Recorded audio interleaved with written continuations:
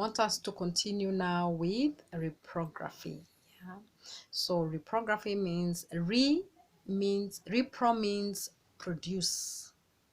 Graphy means document. So it's a method of producing more documents. And give an example of photocopying.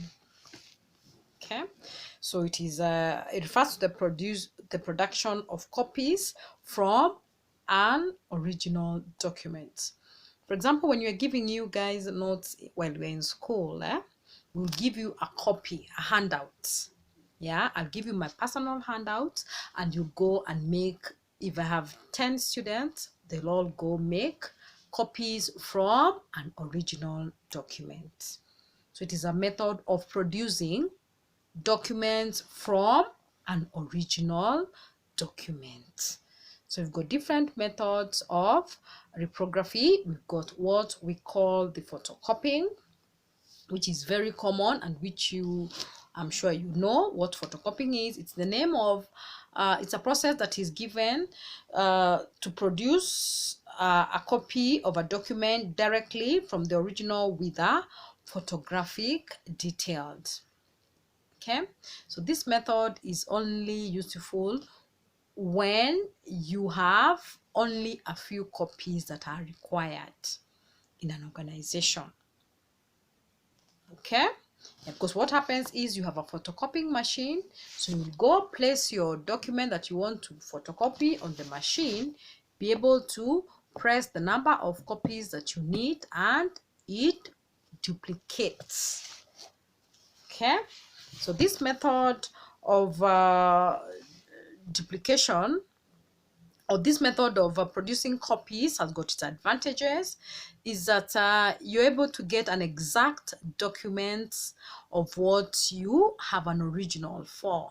Yeah, so for example, if I'm going to photocopy this book, whatever I'll photocopy here, if my original is clear, I should be able to get something that is similar or is exact like this.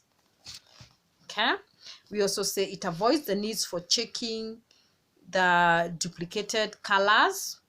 Yeah, so large documents can be produced by some machine. Now, depending with the organization, if you find that this method is adequate for you to be able to produce as many copies as possible, you can use it. Yeah, disadvantages is that it is very expensive, especially if you're handling large number of copies. Okay, then we also say sometimes the photocopying can also fade with time. Yeah, you know, also where we are duplicating these copies, maybe we might want to use them for future. Okay, sorry sorry about that. So it may not be able, it might fade. Okay, so we say sometimes some photocopying machines do not produce color. So if this document is black, I can only get black, I cannot make it pink.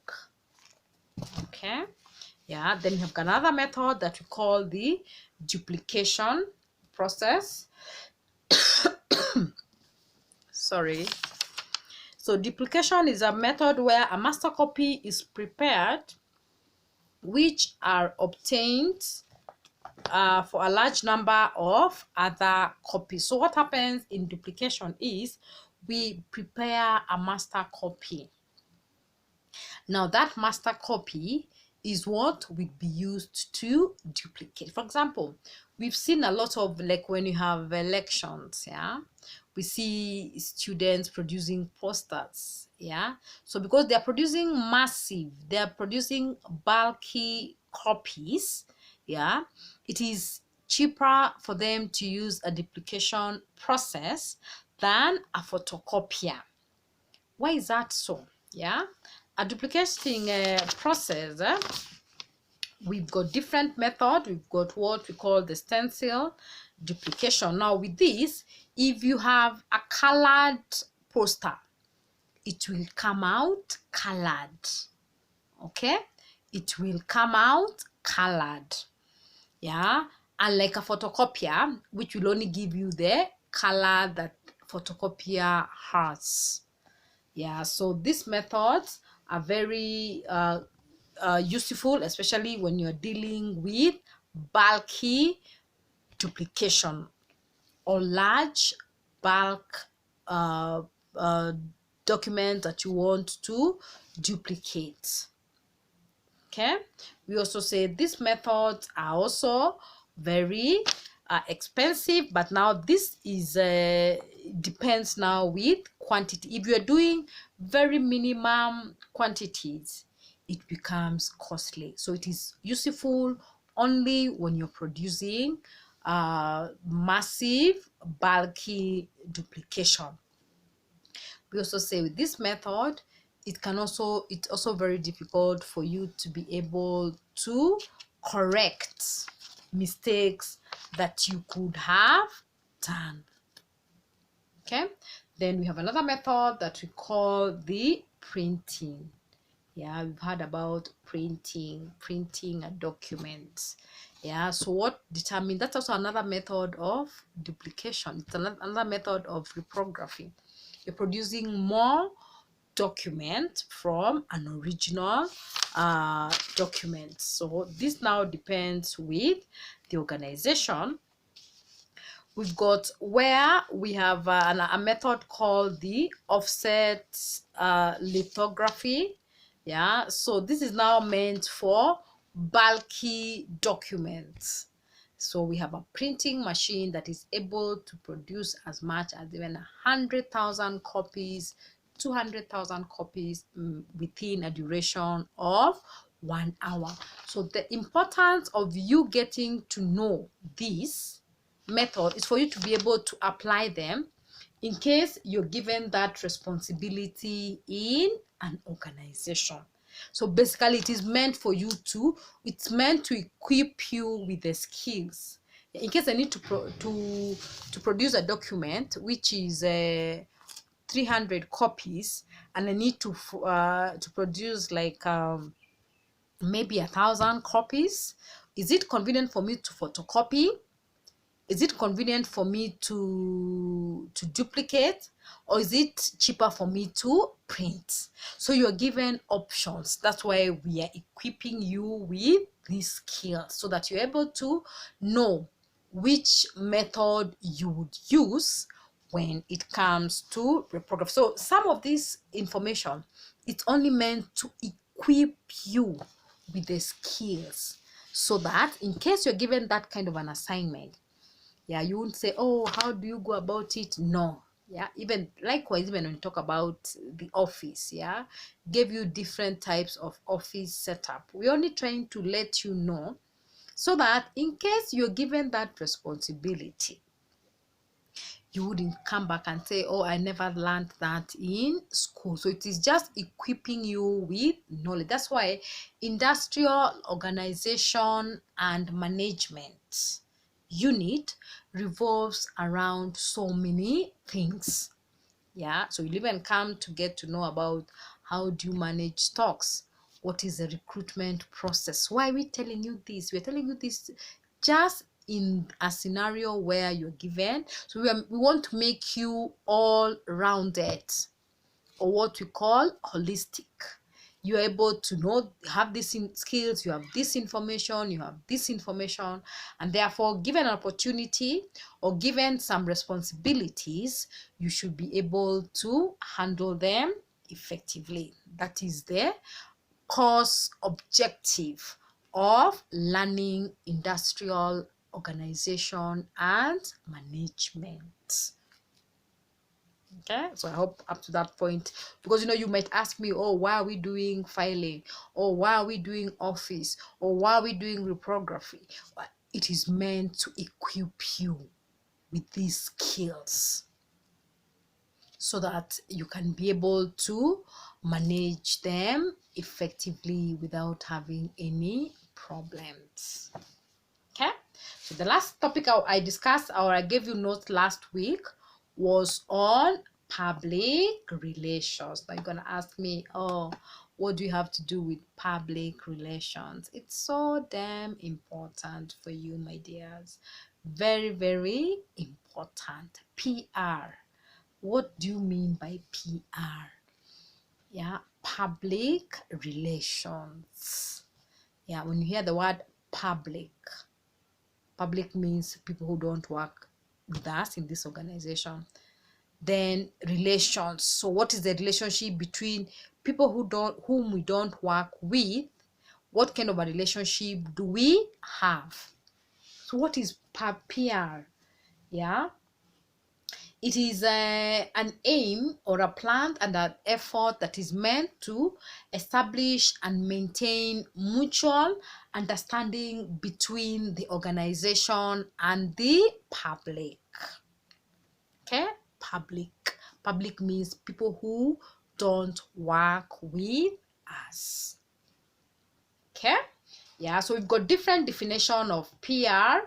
We've got somebody called Edward Bernays, who said it's a combination of philosophy, sociology, language, communication, and other knowledges into a system of human understanding. Yeah, so we've got different definition of the public relations.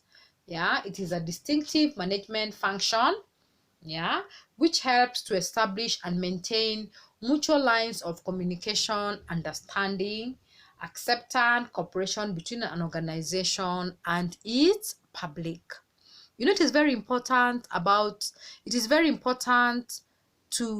for us to be able to know how the public perceive us.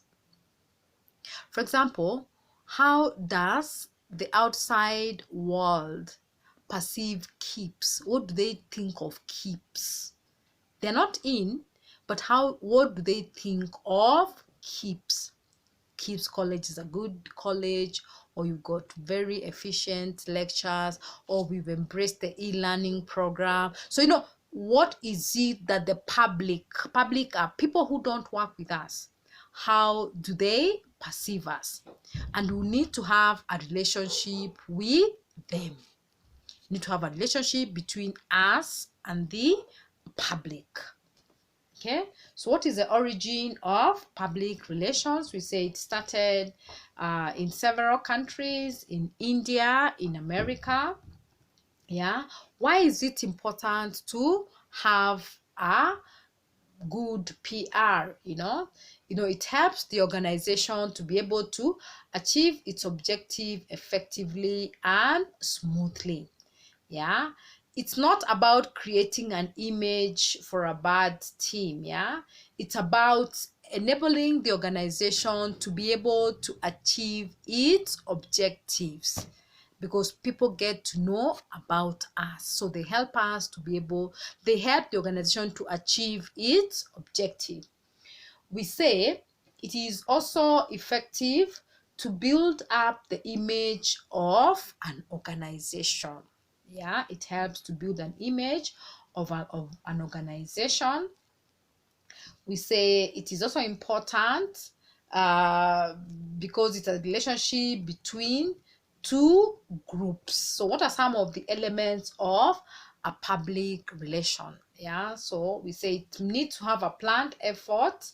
They need to have a relationship between the management and the public. Okay, so we need to have an evaluation of public attitudes. We also need to ensure we take steps to ensure policies and procedures that are in the public interests and social responsible. Yeah, we need to develop a rapport. Rapport is a communication between us and the public. Okay, so what are some of the components of PR? Components and tools of PR. What is it that you need to have so that you're able to have a good PR? We need to have a public, we need to have relations. Yeah, we need to talk about propaganda, we need to have campaigns. So these are some of the components. When we talk about components, we are trying to say what are some of those things that you need to have into place for us to be able to have a good PR. So we need to have a relation between us and the public. Yeah, so we also need to ensure that we have a campaign. Yeah, campaign means passing information about certain programs that we have. We also need to have lobbying. Lobbying is like advertising or talking about, persuasion. Yeah, we also need to have the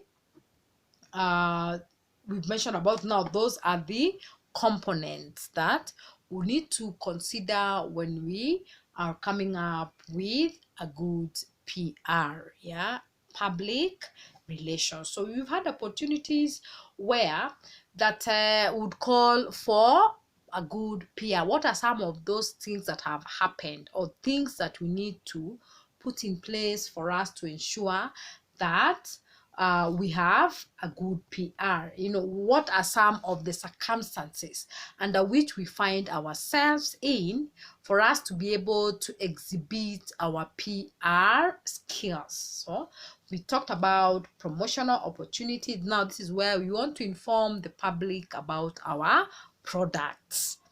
For example, we are advertising for an intake. So what do we do?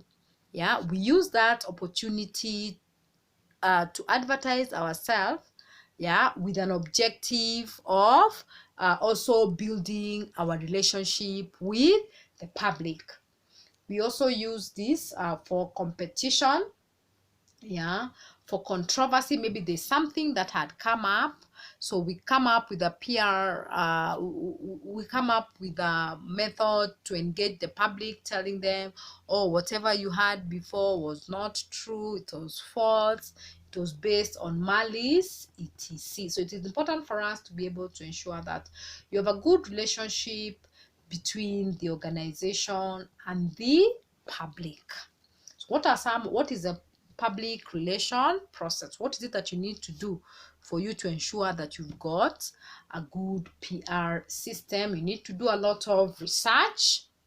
Okay, you need to plan, you need to communicate, you need to evaluate, yeah, etc. Yeah, so what are some of the ways which I've actually explained? I've said with the listing and prioritizing of information that is supposed to be sent out.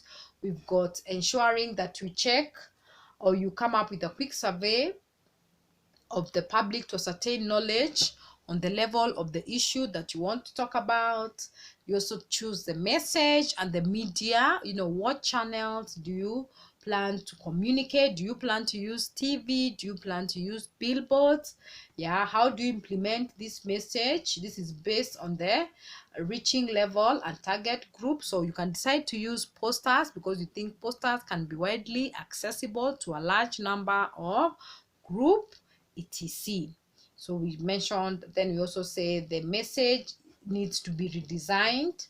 Yeah, it should reach the intended target in a manner that is convenient. So this is very important for us to be able to understand what process should we follow when we are coming up with a public relation. So that's a very common question in a neck in part of the past paper that I've seen.